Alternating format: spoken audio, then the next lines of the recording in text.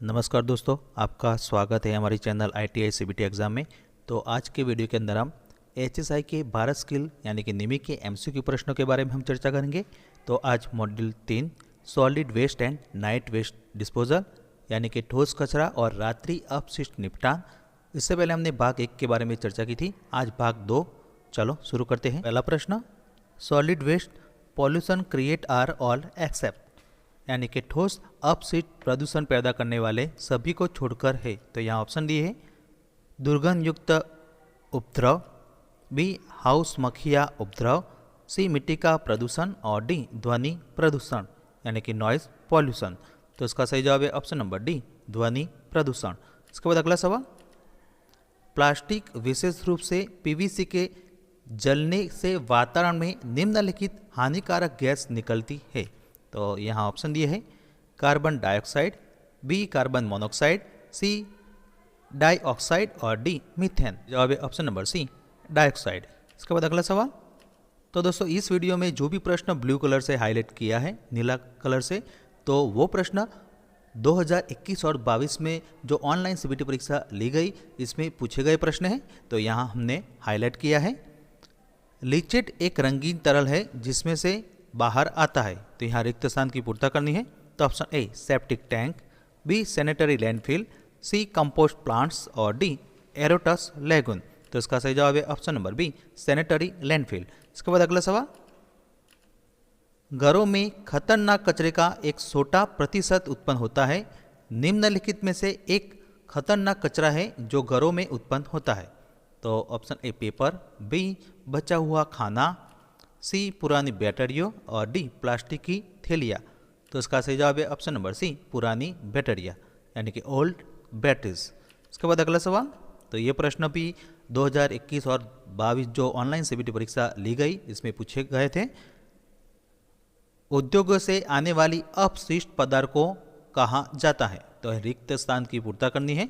तो ऑप्शन ए व्यावसायिक अपशिष्ट, बी घरेलू अपशिष्ट, सी सड़क अपशिष्ट और डी अस्तबल अपशिष्ट। तो इसका सही जवाब है ऑप्शन नंबर ए, व्यावसायिक अपशिष्ट यानी कि ट्रेड रिफ्यूज। इसके बाद अगला सवाल, अपशिष्ट निपटान की वह विधि जिसमें मल के साथ साथ अपशिष्ट का निपटान किया जाता है ज्ञात है।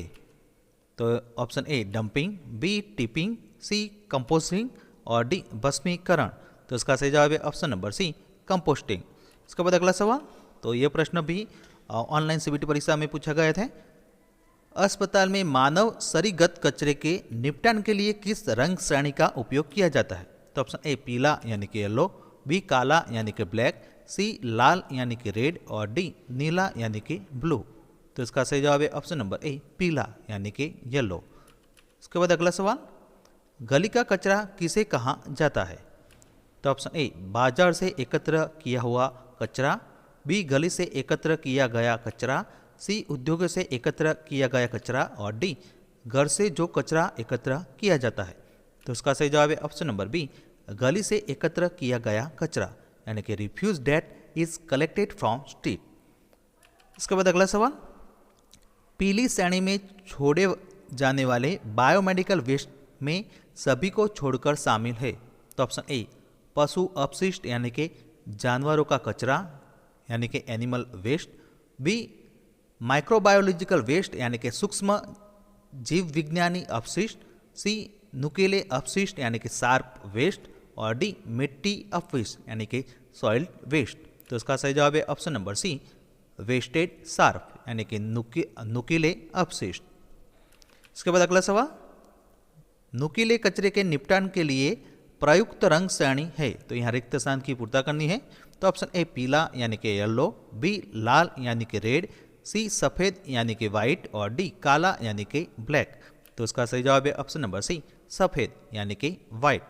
इसके बाद अगला सवाल, बायोमेडिकल वेस्ट मैनेजमेंट रूल्स 2016 में निम्नलिखित में से किस कलर कोड का उपयोग नहीं किया जाता है। तो ऑप्शन ए काला यानी कि ब्लैक, बी लाल यानी कि रेड, सी पीला यानी कि येलो और डी नीला यानी कि ब्लू। तो इसका सही जवाब है ऑप्शन नंबर ए, काला यानी कि ब्लैक। इसके बाद अगला सवाल, निम्नलिखित में सभी कचरे को पीली श्रेणी के अंतर्गत वर्गीकृत किया गया है सिवाय। तो ऑप्शन ए, रद्द की गई दवाएं और साइटोटॉक्सिक दवाएं यानी कि ड्रग्स। बी, खून से दूषित गंदा कचरा। सी, इंट्रावीनस ट्यूब और सेट। और डी, जैविक के उत्पादन में प्रयुक्त रसायन। तो इसका सही जवाब है option number C, intravenous tube और सेट। इसके बाद अगला सवाल, कचरा निपटान की ट्रैच विधि का एक प्रकार है। तो यहाँ रिक्त स्थान की पूर्ति करनी है। तो ऑप्शन ए, कंपोस्टिंग। बी, भस्मीकरण। सी, नियंत्रित ट्रिपिंग। और डी, डंपिंग। तो इसका सही जवाब है ऑप्शन नंबर सी, नियंत्रित ट्रिपिंग। इसके बाद अगला सवाल, निम्नलिखित में से सभी को छोड़कर नियंत्रित ट्रिपिंग की विधियां हैं। तो ऑप्शन ए, बेंगलोर विधि। बी, रैप विधि। सी, ट्रैच विधि। और डी, क्षेत्रफल विधि यानी कि एरिया मेथड। तो इसका सही जवाब है ऑप्शन नंबर ए, बेंगलोर विधि। इसके बाद अगला सवाल, कूड़ा निस्तारण की सबसे अस्वच्छता विधि है। तो यहाँ रिक्त स्थान की पूर्ति करनी है। तो option A, dumping. B, composting. C, दफनाना। और डी, सैनिटरी लैंडफिल। तो उसका सही जवाब है ऑप्शन नंबर ए, डंपिंग। इसके बाद अगला सवाल, जहाँ जमीन उपलब्ध हो वहाँ सबसे संतोषजनक तरीका कचरा निपटान है। तो option A, composting. B, dumping. C, नियंत्रित टिपिंग। और डी, भस्मीकरण। तो इसका सही जवाब है ऑप्शन नंबर सी, नियंत्रित टिपिंग यानी कि कंट्रोलेड टिपिंग। इसके बाद अगला सवाल, ठोस अपशिष्ट प्रबंधन का दूसरा मूलभूत कार्य कौन सा है, यानी कि सेकंड फंडामेंटल फंक्शन कौन सा है। तो ऑप्शन ए, संग्रह यानी कि कलेक्शन। बी, प्रसंस्करण यानी कि प्रोसेसिंग। सी, निपटान यानी कि डिस्पोजल। और डी, मैन्युअल डिस्पोजल। तो इसका सही जवाब है ऑप्शन नंबर बी, प्रसंस्करण यानी कि प्रोसेसिंग। इसके बाद अगला सवाल, ठोस अपशिष्ट निपटान की कौन सी विधि सस्ती और सरल है, यानी कि चीपर एंड सिंपलर। तो यहाँ ऑप्शन दिए है, pulverization. B, composting. C, sanitary land filling. और डी, भस्मीकरण। तो इसका सही जवाब है option number C, sanitary land filling. इसके बाद अगला सवाल, भस्मीकरण यानी कि इंसिनरेशन का उपयोग के लिए किया जाता है। तो यहाँ रिक्त स्थान की पूर्ति करनी है। तो ऑप्शन ए, साइटोटॉक्सिक दवाएं यानी कि ड्रग्स। बी, रेडियोग्राफिक कचरा। सी, नुकीले अपशिष्ट यानी कि शार्प वेस्ट।